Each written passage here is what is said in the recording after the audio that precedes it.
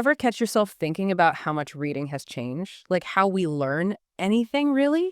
Hmm. I mean, since the internet took over, are books even a thing anymore? Hmm. We're going to take a deep dive into that today. Okay. And get this, our source material is Jordan Peterson on the H3 podcast. Wow. Yeah, the Jordan Peterson talking about reading technology and what it all means for the future of knowledge. What I find really interesting is Peterson doesn't think this dip in traditional reading is like the end of the world. Oh, really? Yeah, he actually says that reading for pleasure has always been kind of niche. So not everyone was curled up with Shakespeare every night. Not exactly. Historically, literacy was a privilege, not a given. Right. And even today, things like access to books, finding the time, and, just personal taste, they all play a part. Makes sense. Yeah, not everyone's wired to love poring over, dense pages, right? True, but books do have that's something special. Mm. Peterson compares reading a book to examining a layered portrait. Okay. As opposed to just the quick snapshot. I like that. Yeah. It's a great analogy. A photo captures a single moment, but each brushstroke in a portrait adds depth and nuance. Right. Just like the way a book lets you really dive deep into a subject, read sections and think about what you're reading. Yeah, That focused engagement is something special. definitely. But Peterson's not anti-technology at all. Right. He recognizes that new media, like podcasts and YouTube, have made it so easy to access complex topics. Yeah. You can listen to a lecture while you're commuting, doing chores. Yeah. Basically squeezing learning in anywhere. Yeah. So is all this convenience coming at the cost of depth? That's the big question. Yeah. And Peterson doesn't think so. Okay. He points to the popularity of long-form podcasts like Joe Rogan, even, yours truly, Oh, yeah, of course. as evidence that people are still willing to invest time in deep conversations. It challenges this assumption that our attention spans are shrinking. And here's where it gets really mind-blowing. Peterson says that online platforms have done something huge. They've given the spoken word the same staying power as the printed word. Wow. It's like a Gutenberg Revolution 2.0. Think about it. Anyone with internet can access lectures, debates, ideas from across the globe anytime. Yeah. Podcasts in particular let us use what Peterson calls found time for learning. Right. Those little gaps in our day that we used to waste. So we've established that Peterson sees value in both the old and the new. Uh-huh. But how did he personally get involved in all this new media stuff? Right. He didn't start out as a YouTube star. No, he didn't. What's inspiring is that he didn't have some master plan. Oh, really? He was just curious and open to new things. Yeah. Willing to learn as he went along. And that's relatable, right? Definitely. I mean, who hasn't felt like a total newbie trying something new? Yeah. But what's interesting is Peterson's success didn't come from some carefully crafted strategy. Exactly. He was willing to experiment, get out of his comfort zone. Wow. Okay. He even talks about this moment when one of his videos hit 1 million views. Right, the million views epiphany. Yeah, and it was like a light bulb went off. What did that reveal to him about YouTube's potential? It made him realize there was this massive audience online who are actually hungry for serious content, for thought-provoking discussions. And this was back in 2016, Yeah. when a lot of academics thought the internet was just for cat videos. So he stumbled onto this hidden world of people who were looking for something more than just fluff. Absolutely. And what's fascinating is that this audience wasn't just college students or tech geeks. Yeah. It spanned generations, professions, backgrounds. No. Suddenly, the barriers to engaging with complex ideas were way lower. So in a way, Peterson's journey reflects this bigger shift in how we learn. Yeah. He went from traditional academia to embracing these new digital platforms, Right. and he connected with a whole new world of learners. Exactly. But he didn't dumb down his message to appeal to a wider audience. Not at all. He stuck with his challenging vocabulary and complex ideas, Wow. even when presenting them on platforms known for their short attention spans. That's amazing. It really challenges the assumption that people only want information in bite-sized chunks. And it speaks volumes about how knowledge consumption is evolving. Yeah. People are craving depth, substance, intellectual stimulation, even online. It's not just passive consumption anymore. Right. People are actively seeking out challenging perspectives and engaging in thought-provoking discussions. But does that mean we should just throw out our books? Hold on. Yeah. Not so fast. Peterson himself stresses the unique value of deep reading Okay. and the layered understanding it cultivates. Yeah. Books provide that space for focused contemplation, and allow us to revisit ideas over time.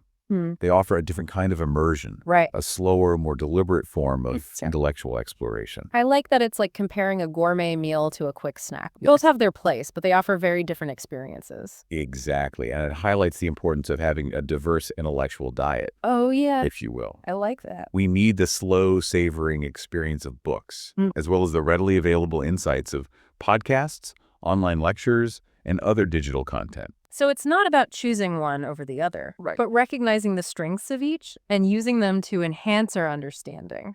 It's about embracing the abundance of resources we have Yeah. and creating a personalized approach to learning that fits our individual needs and preferences.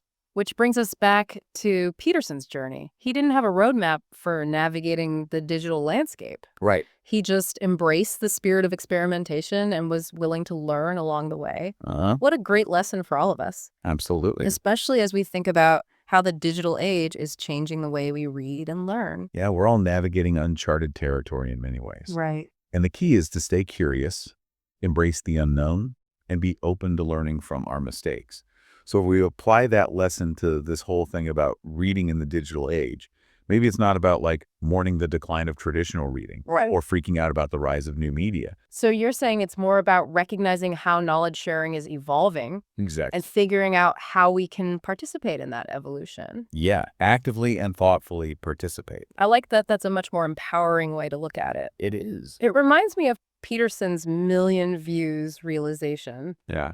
That wasn't just a personal victory for him. No, not at all. It was a sign of the times. Yeah. It proves there was this huge audience out there who were craving intellectually stimulating content, even on platforms like YouTube, that were known more for entertainment. Yeah, it's like he tapped into this hidden desire for something more meaningful. Right. And what's really interesting is that this audience wasn't limited to a specific age group or demographic. Oh, really? It spanned generations, professions, background. Yeah. It was like this diverse group of people all hungry for intellectual engagement. So Peterson's journey from academia to these new digital platforms kind of mirrors that broader societal shift. It does. And what's important is that he didn't compromise his intellectual rigor to connect with this wider audience. Right. He kept his challenging vocabulary and complex ideas, even when presenting them in formats that are typically known for being short and attention-grabbing. That's pretty impressive. It challenges the assumption that people only want information in bite-sized pieces. It does. It suggests that people are craving depth and substance,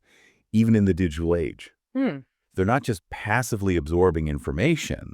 They're actively seeking out challenging perspectives and engaging in meaningful conversations. Okay, so we've talked a lot about the potential of new media, but we haven't really addressed the elephant in the room books. Right. Are they just obsolete now?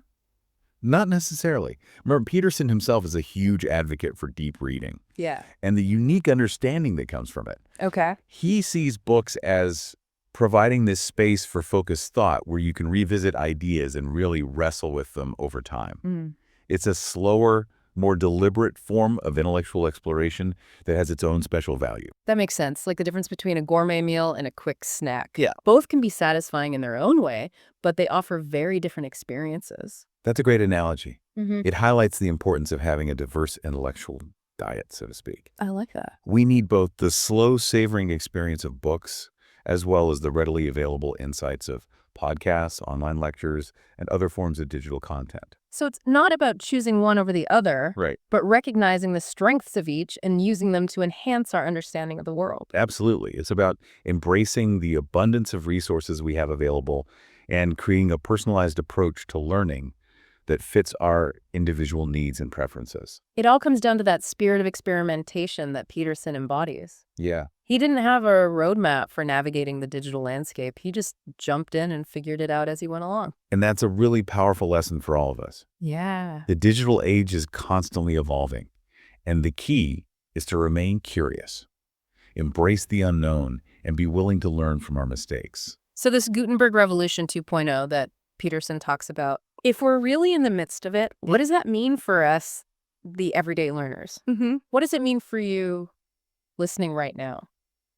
That's a great question. And I think the answer is both exciting and a little daunting. Okay. It means that we have more opportunities than ever before to access information and connect with others who share our interests. Yeah. But it also means that we have to be more discerning about the information we consume. Yeah.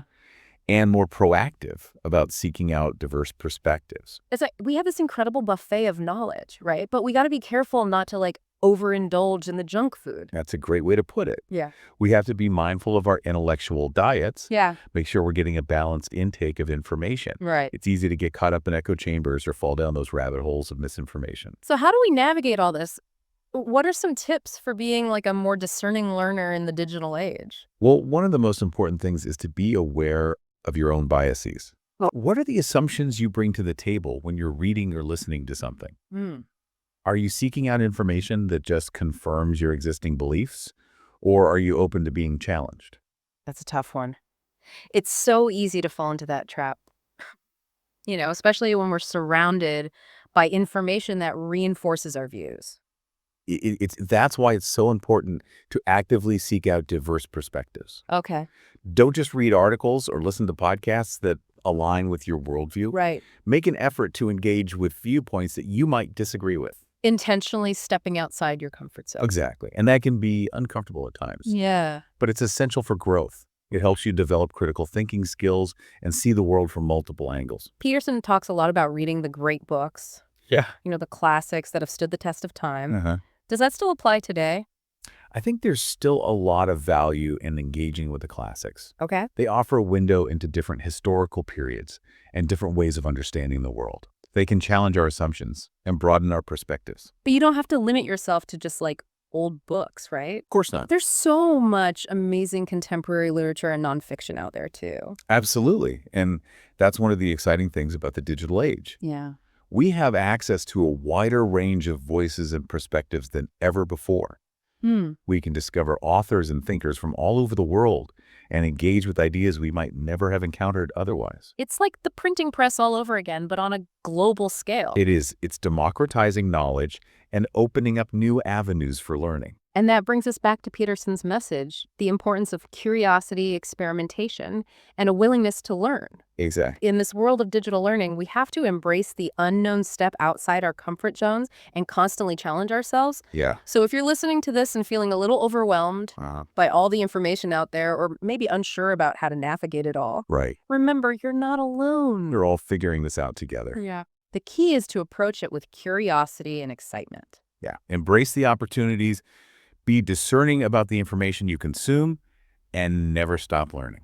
Beautifully said. This has been The Deep Dive. Thanks for having me. Keep those minds curious, and we'll catch you on the next intellectual adventure.